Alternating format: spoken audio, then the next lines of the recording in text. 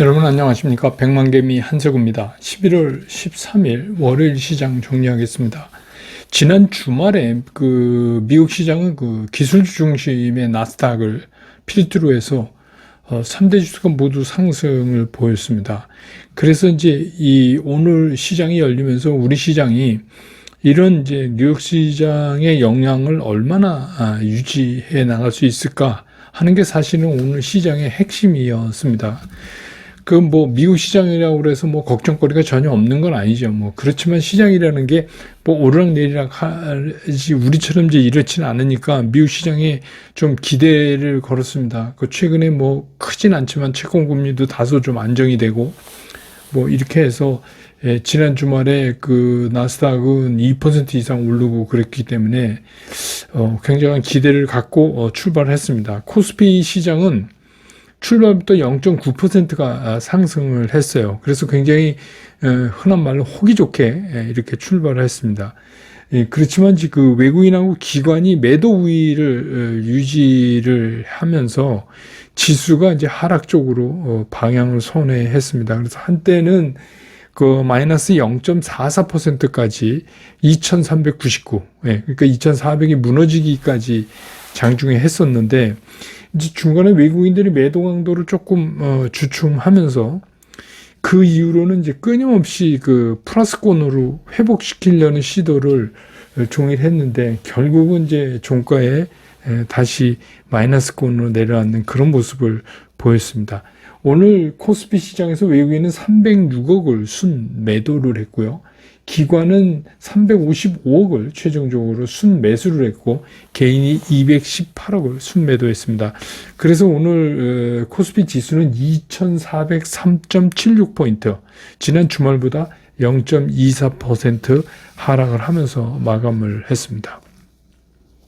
코스닥도 0.9% 이렇게 상승을 하면서 출발을 했어요. 근데 역시 이제 코스닥에서도 외국인하고 기관이 매도에 나서면서 시간이 흐를수록 지수가 계속해서 밀려 내려가는 그런 모습을 보였습니다. 특히 이제 코스닥 같은 경우는 코스닥의 시총 상위 종목들이 이렇게 뭔가 좀 큰 기여를 못하고 전체적으로 많이 밀리는 모습을 보여지기 때문에 지수가 보다 좀 많이 하락하는 그런 모습을 보였습니다. 그래서 오늘 코스닥 시장에서 외국인이 290억을 순매도했고요. 기관은 914억을 순매도하고 개인이 1185억을 순매수하면서 끝냈습니다. 지수는 774.42%포인트, 774.42포인트, 지난 주말보다 1.89%나 추가적으로 하락을 했습니다. 기술적으로 보면은 원점으로 돌아왔어요. 월요일날 공매도 전면 금지 조치하기 전으로 양시장이 다 돌아와서 이제 갭매기는 거의 끝나고 오히려 코스닥은 더 내려가는 것 같은. 근데 이제 코스피와 코스닥이 사뭇 분위기가 지금 다릅니다. 여러분 이제 조금 전에도 말씀드렸지만, 그러니까 아무래도 코스닥이 많이 밀리는 거는 코스닥의 시총 상위 있는 것들이 힘을 제대로 못 줘요. 오늘 에코프로 0.44% 오르고 레인보우 로보틱스 0.27, 셀트리온 제약 0.57 빼고는 나머지 전부 다 큰 폭으로 쭉 밀리는 이제 그런 모습을 보였거든요. 그런 상황이어서 이제부터 이제 앞으로 원래대로 다시 시장이 이제 올라갔다 떨어진 거 말고 그거 삭제하고 이제 다시 시장을 봐야 되는 그런 상황이 있습니다. 이제부터는 본연의 이제 분석 방법대로 시장을 봐야 되지 않을까 이렇게 생각이 들고, 오늘 환율은 1325원 10준으로 지난 주말보다 8원 30전이 올랐습니다. 시총 상위를 보면 외국인들이 오늘 삼성전자는 229억, SK하이닉스는 598억을 순매수했어요. 그리고 포스코홀딩스 88억, 네이버 30억, 그리고 나머지는 전부 팔았습니다. 반면에 기관은 삼성전자를 716억 순매수했고, 에너지솔루션 11억, 포스코홀딩스 39억, 현대차 108억, 기아 73억, 이렇게 이제 현대기아도 기관은 오늘 좀 샀습니다. 그래서 오늘 외국인과 기관이 코스피에서 양쪽 다 순매수를 한 거는 삼성전자, LG 에너지 솔루션, 그리고 포스코홀딩스, 이렇게 세 종목입니다. 반면에 이제 뭐 코스닥 쪽에 보면 에코프로비엠은 외국인들이 273억을 순매도를 했고요. 에코프로는 172억을 순매수, LNF는 112억을 순매수. 반면에 이제 기관은 에코프로비엠만 98억 순매수했고, 에코프로, LNF 전부 팔았습니다. 그 다음에 그 개인들도 에코프로비엠만 180억 순매수하고, 에코프로, LNF 전부 순매도를 했습니다. 오늘 이제 섹터별로 보면 이게 뭐 아니 갑자기 왜 종합상사 이제 이렇게 되는데, 종합상사에는 그 STX가 이제 선봉에 섰죠.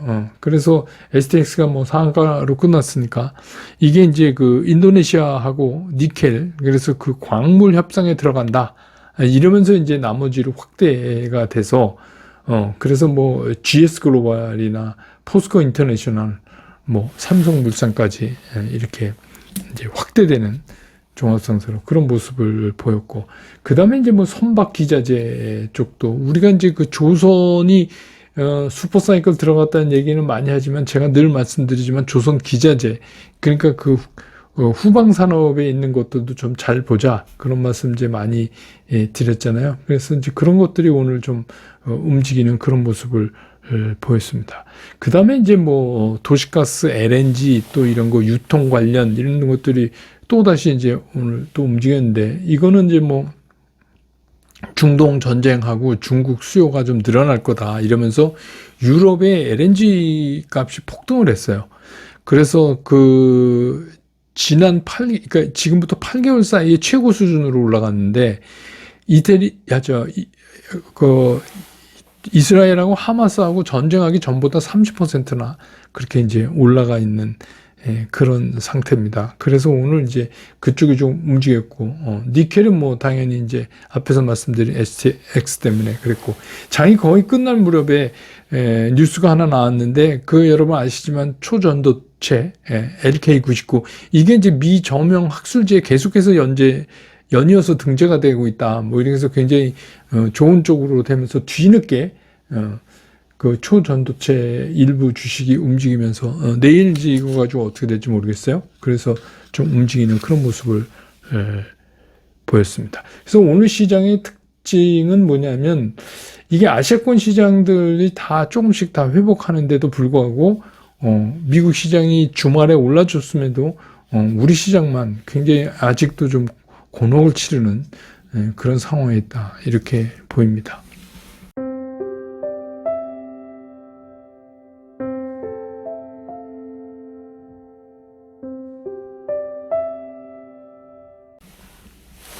시장 좀 얘기를 하면, 시장이 진짜 돌덩이보다 더 무거워요. 이렇게 무거운 시장인지 몰랐어요.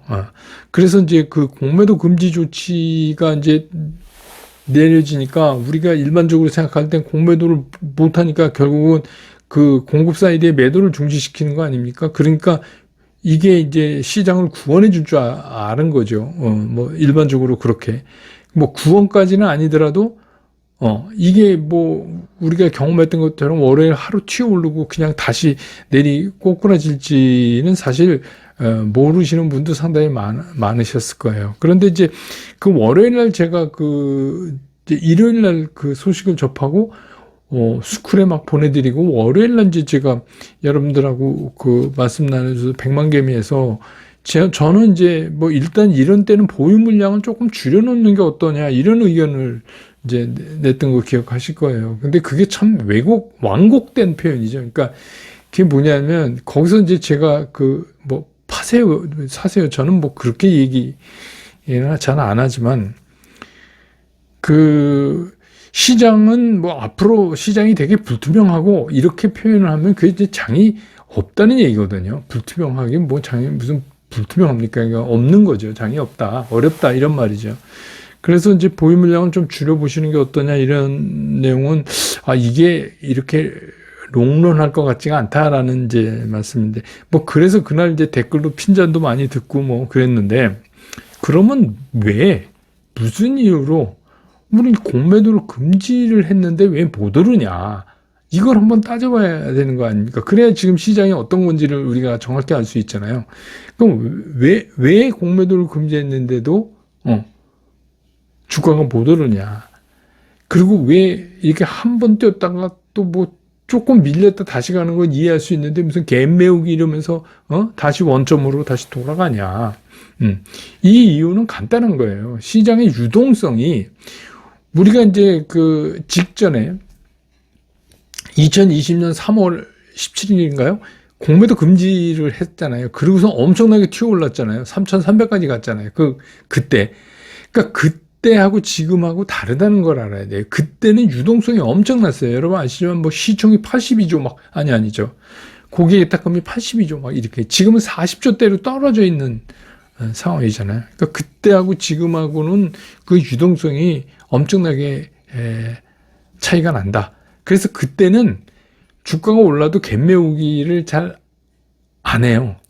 워낙 유동성이 좋으니까 팍 뛰었다가 잠깐 숨고르기 하고 또 오르고 그러면서 그럴 때 이제 주식시장에서 자주 쓰는 격언이 달리는 말에 올라타야 된다. 뭐 이러면서 이제 막 달릴 때예요. 그러니까 그때는 왜 그런 이제 속담이 지금은 뭐 달리는 말에 이랬다간 진짜 큰일 나죠. 그러니까 그게 왜 그러냐면 수급이 틀린 거예요. 그때 유동성은 엄청났기 때문에 지금 이제 그 유동성을 생각하면 안 되고 그렇기 때문에 지금은 예외 없이 갭매우기를 해야 돼요.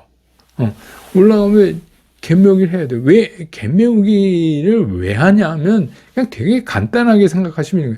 누가 팍 하고 사서 올렸어요. 그럼 후속적으로 계속해서 이걸 사줄 사람이 있어야 되잖아요. 그게 없다는 거예요. 왜냐하면 유동성이 제한되니까 그걸 계속해서 사줄 사람이 없어요. 그때 2020년 3월에 공매도 전면 금지하고 그 이후로 외국인이 22조나 팔았어요. 그래도 그거 다 받아내고 그냥 갔잖아요. 그건 왜 그러냐? 유동성이 세니까. 수급 앞에 장사가 없어요. 그래서 이제 뭐 다 오른 거고 그때는 뭐 조금 실적이 뭐 어떠니 그래도 주식은 꿈을 사는 거지 이러면서 계속 가는 거예요. 그 유동성이 좋을 땐. 근데 이제 지금은 그렇지 않다. 그래서 지금은 오늘로 해서 양시장이 다 갭매우기를 정리해서 끝났다 하더라도 이제는 본연의 수급을 따져봐야 된다는 거예요. 이 장이 어떻게 갈 거냐를 하려면 본연의 수급을 따져봐야 돼요. 그래서 뭐 지금은 이제 그런데도 못 오르니까 이제 그 유동성 공급자, 시장 조성자 걔네들이 하는 공매도도 금지시켜야 된다. 왜 걔네들은 공매도 치게 하냐? 막 이제 이러시는 분도 있는데 이거는 이제 그렇게 간단한 문제가 아니에요. 물론 그 공매도도 치지 말라. 이러면 어쨌든 그것도 매도를 막는 거니까 뭐 도움은 되겠죠. 근데 이제 더 나가서 그냥 모든 주식 투자하는 사람이 매도 금지 이렇게는 못 하는 거 아니에요. 그런데 이제 왜 이거는 그러냐면 예를 들어서 여러분 ETF 사신 분들 계시 ETF를 사잖아요. 근데 예를 들어서 반도체 ETF에 이렇게 편입을 했는데 그 ETF를 이게 장이 이럴 것 같아 해서 우리가 ETF를 팔아요. 팔면 그 유동성 공급자는 할 수 없이 그 해당되는 종목을 팔아야 돼요. 근데 주식이 없으니까 공매도를 치는 게 그게 이제 시장 조성사의 공매도예요. 근데 만약에 이걸 없애면 이 자산운용사 해지 수단이 없어지니까 자산운용사가 손해가 나죠. 그러면 어떻게 돼요?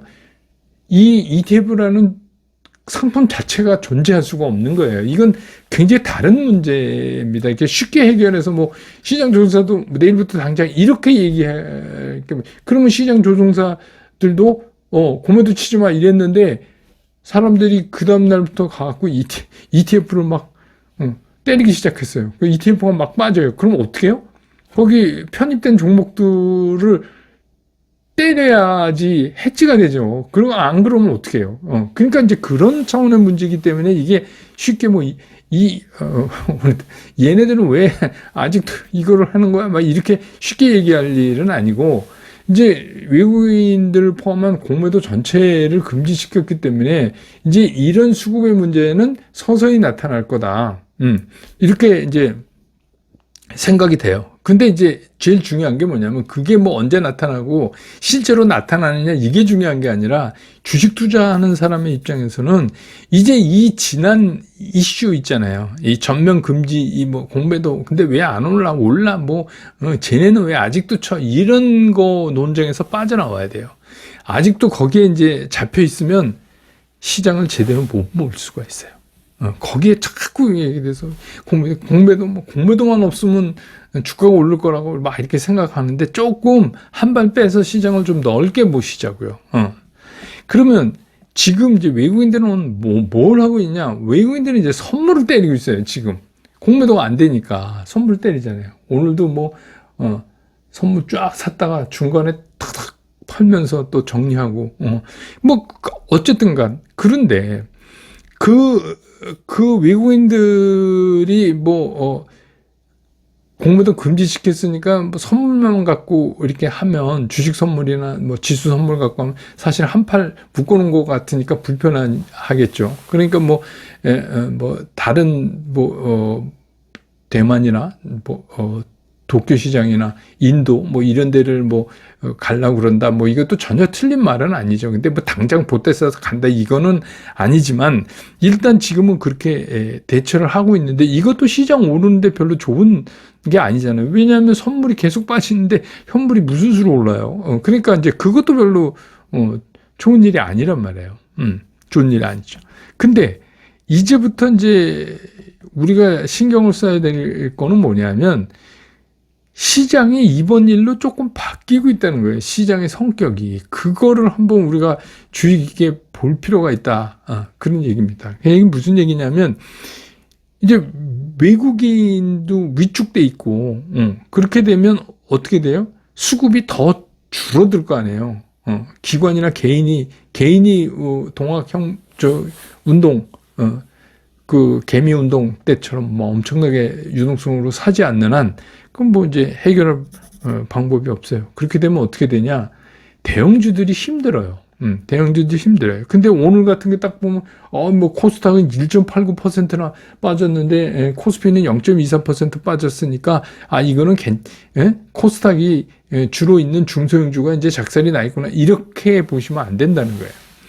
지금 이제 코스피에서는 외국인들이 코스피의 랭킹에 있는 것들은 좋은 주식은 쉽게 얘기해서 이제 반도체나 이런 거 사잖아요. 매일 사잖아요. 많이는 안 사지만. 그래서 이제 버티고 있는데 코스닥은 아니에요. 코스닥 대형주. 그러니까 코스닥에서 시총 상위에 있는 것들을 무지막지하게 지금 빠지잖아요. 주가가. 공매도 안 치는데도 계속 빠지고 있잖아요. 지금. 그러니까 그것들은 뭘 의미하느냐 하면 시장에서 이제 덩치 큰 거가 잘 안 먹힌다. 왜냐하면 유동성이 제한되어 있기 때문에. 그래서 개별 종목으로 터닝을 서서히 하고 있다 하는 거를 한번 눈여겨보실 필요가 있어요. 그러니까 시장의 변화를 좀 자꾸 봐야 우리가 이제 전략을 바꿀 거 아닙니까? 그래서 이제 그런 것들 때문에 이제 매매 원칙이 더 중요해지죠. 그거를 중소형주를 따라가려면 무슨 기준점을 봐야 되는데 그 매매 원칙보다 수급을 잘 나타내는 게 없으니까 그거를 좀 파악하는 게 어떤가 이제 그런 생각이 들고 그다음에 이제 이거는 좀 여담인데 그러면 이제 공매도 전면 금지됐으니까 이제 오로지 회피할 일만 남았냐 이렇게 생각할 게 아니라는 거예요. 여러분들 그 외국인들 특히 이제 이 전 세계적인 금융 시장을 뒤흔들고 이렇게 다니는 애들이 JP 모건 스탠리 이게 다 이름만 봐도 알잖아요. 이거 뭐예요? 다 유대인이에요. 이게 유대자본이에요. 근데 유대인들이 요새 전쟁하는 것도 그렇지만 얼마나 악랄합니까? 이 표현이 어떤지 그냥 여러분 식구 같아서 제가 드릴 말씀 표현이 악랄하죠. 걔네들은 진짜 악랄합니다. 그러니까 이게 얘네들이 어떤 칼을 들고 나올까? 이번에 이제 한국이 공매도 금지에 된 거에서 공매도 금지예요? 그럼 한국에서는 당분간 공매도 안 치겠습니다. 네, 알겠습니다. 이럴 애들이 아니에요. 이럴 애들이 아닙니다. 여러분 아시지만 삼성 그 물산하고 모직 합병할 때 한 엘리엇 행동주의 펀드, 그것도 유태자본 아니에요. 걔네들 지난주에 편지 보냈어요. 레터를 물산에다. 물산 니네가 5천억 동원해서 자사주 사서 소각해라. 주주 그걸 위해서. 그거 재판에 끌고 갔다가 우리가 1,300억 엘리엇의 우리 정부가 그걸 합병을 허락했기 때문에 물어주라 이렇게 판결 1심 났는데 그거 이제 2심으로 또 올라가 있어요. 그 기간에 째깍째깍 그 이자는 이제 늘어나고 있는 겁니다. 결국은 나중에 또 2심에서 그렇게 나면 우리 국민 세금으로 물어줘야 돼. 지독한 사람들이에요. 이 유대자본이라는 게. 왜냐하면 그 오랜 세월 동안 전 세계의 금융사이드를 돌아다니면서 얼마나 노하우가 많겠어요. 그러니까 우리가 조심해야 된다는 거예요. 그러니까 쉽게 그냥, 이제 공매도 끝나니까 저거 시장 조성 공매도 그것만 끝나면 막 시장이 날아갈 것 같죠? 이거 조심해야 돼요. 그래서 제가 지금 걱정하는 건 이런 일 없어야 되는데, 이게 제가 걱정하면 자꾸 일어날 것 같아서. 미국 그 무디스가 신용에 대해서 등급을 강당한 게 아니라 우려했죠. 근데 우려해도 미국이야 그렇지만, 만약에 우리나라를 이 유대자본 얘네들이 그냥 신용 강등이 아니라 신용 우려된다고만 얘기하면 우리 몇 포인트 빠질까요? 그러면 걔네 쇼커버하고 나가겠죠. 그러니까 이렇게 쉽게 생각할 시장이 아니라는 거예요. 그렇다고 그래서 이런 시장 그럼 우리 다 죽으란 말이냐? 아니죠. 그래서 제가 내일은 좀 그 스쿨에서 저녁에 이 집중 분석하는 날이잖아요. 화요일 날. 그래서 제가 이런 상황에서도 이런 시장에서도 살아남는 방법에 대해서 여러분과 한번 좀 짚어보려고 그래요. 이런 때는 이렇게 하는 게 괜찮은 것 같다. 이렇게. 그래도 하늘이 무너져도 솟아날 구멍은 있다 그러잖아요. 그러니까 그거를 이제 우리가 찾아야죠. 그게 굉장히 중요할 것 같아요. 그래서 오늘 시장 정리 이렇게 하고, 오늘은 너무 어려운, 무서운 말씀만 드린 것 같은데, 그게 아니라 이제 상황이 그러니까 우리가 그만큼 준비를 좀 단디하자. 그런 말이에요. 또 미국 시장 오늘 밤도 좋으면 내일 또 우리 좀 반등할 수도 있는 거고, 그런데 기가 막히게 시장이 좋아지기는 좀 어려운 상황이다. 이렇게 받아들이시면 될 것 같습니다. 오늘 시장 정리는 이렇게 끝내고, 저는 또 내일 장 끝난 다음에 다시 여러분 곁으로 돌아오겠습니다. 여러분 고맙습니다.